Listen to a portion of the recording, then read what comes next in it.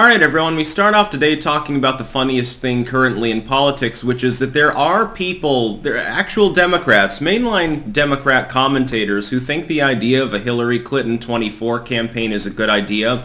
They're also trying to do a little bit of astroturfing. Earlier on Twitter, I'm With Her was trending and people were hyping it.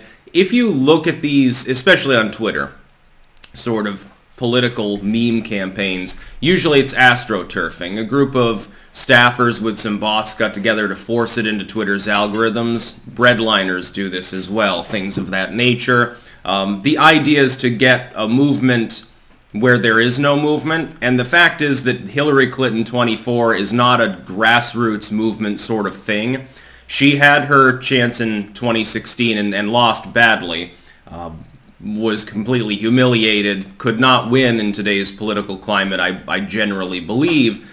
Even less than before, especially imagine Trump's not the candidate. It doesn't matter whether it's a boring neocon who wouldn't offend and shock anyone, or a populist who may alienate some voters, independents thereby, but Hillary Clinton would be the opponent, so she terrifies a lot of independent voters. I hate to tell you this, but, and I pointed it out several times before, the more it looks like they're at least going to attempt a Clinton 24 run, I still think she's not inclined to do it. The more that it becomes evident that they're trying to drum up what little support they can for such a run, whether it happens or not is irrelevant, the more it shows the desperation of the Democratic Party, because they're looking at a field for 2024 that's going to be obliterated partially, by the way, in the midterms anyway. They're looking at a field where people like Pete Buttigieg look good. Elizabeth Warren with her meme team, cringe master as she is. They've got Biden, who's demented and elderly, and doing such a poor job he's crippling his own administration. Kamala even less popular, and those are the front-runner and heir apparent in modern politics. Typically the incumbent, if they run, everyone else sits it out other than a few meme candidates. This is why Trump, if he runs, he'll have a lot less a chance of losing than some people think. They're like, well, he's not as popular as he was. He's lost some attention, so he can get knocked off by Jeb Bush. You're goddamn crazy if you don't understand the huge advantage you get just by being an incumbent or technical incumbent. Former president, incumbent running for re-election, or VP. That's what you get. Looking at the field, though, I mean, what Democrat really can do it? The problem is if Biden sits it out and Hillary does say, okay, it's my turn, she probably gets the nomination. If she loses again, I don't think that she would win, but it would be hilarious. The problem for her is that, again, that grassroots support that she may have had with the id poll of 2016 is mostly dried up. She's dried up as well. She looks like literally a withered prune at this point. Now, keep in mind, before I get further into this, because we do need to expand the analysis and talk about what it means, if she gets in, if she doesn't, why they're even memeing her in the first place. Boy, I could talk for hours about that subject because it's just so fucking hilarious and obvious. Keep in mind down below, if you're watching this video on YouTube, there will be a pinned comment with links to other video hosting sites that I use. Keep in mind, I make exclusive content every day on those platforms that does not go on YouTube. Mostly I'm making 2 exclusives a day, because right now I'm still plowing through a shit ton of literary stuff. I've got my newly hired artist on it. By the way, I did find someone to work on the material, and so it's all good. First work might be done within a couple of days. It'll take a little time, because I've got a backlog. 7 works already fully edited, and a couple more now partially completed. I couldn't release because Amazon's trying to screw with its algorithms. They're trying to screw people like me, kind of like YouTube has been doing. Anyway, what this shows, the biggest analysis I can give, is that the mere fact that there are people seriously considering a Clinton 24 run shows how pathetic the rest of the field is. You have to have a pretty sparse field when Clinton begins to look reasonably sane and viable. She's already lost twice before. In primaries to Obama, getting booted, by the way, effectively by the DNC. She did technically win more of the popular vote than Obama did. She's had this problem a number of times. She loses in 2016. She hasn't been in any office in a long time. She's only ever held a couple of basic offices. She's a First Lady's not an elected office. So she's been First Lady, a symbolic position, spouse of President. She was a senator for a while, and then she was appointed Secretary of State. In her entire life, Hillary Clinton has only won one political campaign, just to be clear, for the New York Senate. That's it. There are plenty of other people in the Dem field with a lot more experience, of course. Sometimes that becomes a problem because people notice, hey, they got 40 years experience and didn't do anything, like Joe Biden.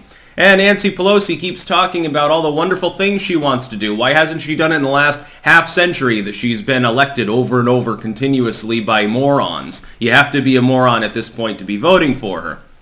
This Lamestablishment feels pathetic. That's the problem. They don't have a standard bearer. Biden was just a stand-in, a face, a steward. They kept him out of the public as much as possible to keep him as blank as possible to make him less unpalatable. When people dug through his records, of course, they realized, oh yeah, he's talking about defunding the police now, but he put an awful lot of people in prison, and the list goes on, voting for wars and all of the intrigue and corruption, unending. But that's most people who have served in Congress. To be honest, Biden's somewhere in the middle when it comes to the corruption levels in the U.S. Senate. That's the bad part. Just think that some politicians are fucking worse than him. Hillary Clinton is one of them. She doesn't have charisma, even less now. If the age issue comes up, I don't know what the Democrats would be thinking nominating her. She's the same age as Trump. He'd probably be the opponent. If Biden kicks it or drops out and refuses to run and says, well, yeah, I'm just not as energetic as I used to be, the media would not be able to throw the age thing at Trump. And by the way, if Clinton seriously looks like she's going to win and or join in, Trump is much more likely to run. He would love that matchup. Trust me, Trump right now is salivating over the idea of Hillary Clinton being the Dem nominee. He would love a repeat 2016. He would have such a great time in every possible way. It'd be funny because he knows how to wheedle Clinton and get under her skin. She has various health issues just like Joe Biden does. It would be hilarious. It'd be 2016 literally all over again, and all that meme energy, I think, would come back pretty quick because everything would be infinitely reusable again. All the Trump Pepe, all of the Hillary Clinton Wojaks, how very funny it would be. And to think that it's a good idea to take that one potential advantage off the table by having Hillary as nominee shows these people's lack of strategy. That's the other big thing I wanted to point out. I've mentioned repeatedly that if Biden has a health issue, it makes Trump less likely to run.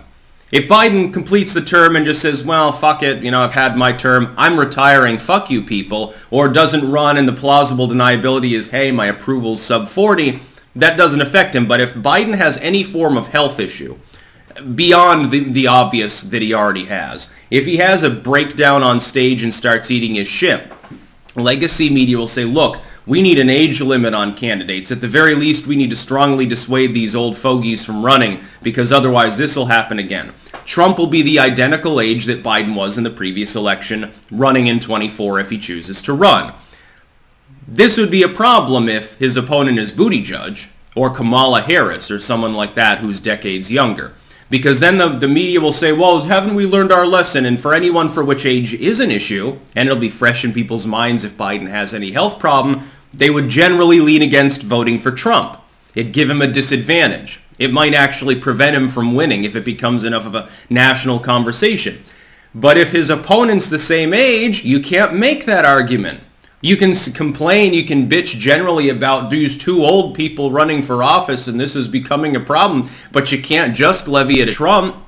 And when you try to, as the legacy media would, well, Hillary Clinton's more fit. She's a few months younger and this matters for 10 totally non-astroturfed reasons. They'll look foolish. Become a meme about the legacy media at that point.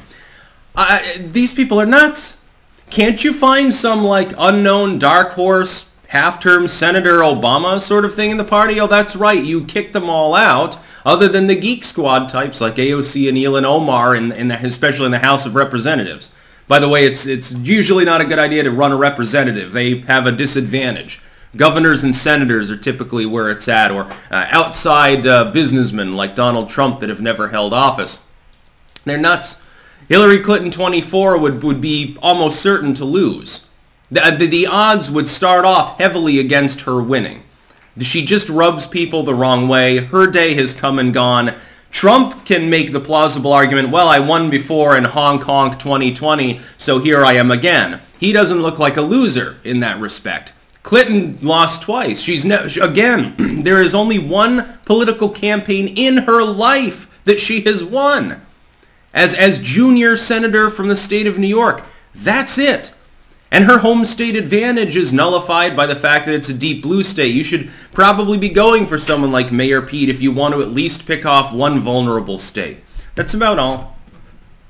Peace out.